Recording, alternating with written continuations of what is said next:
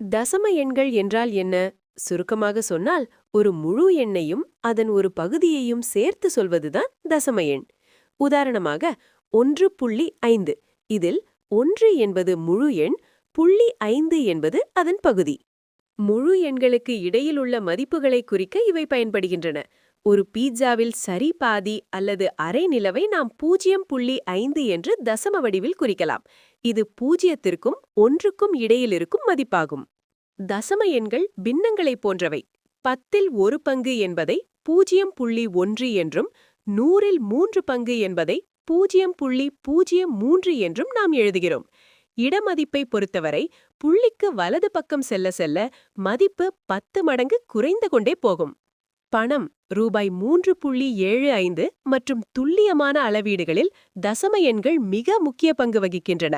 0.7 என்றால் 10ல் 7 பங்கு என்று பொருள். கணிதத்தை எளிமையாக கற்க எங்களை பின்தொடருங்கள்.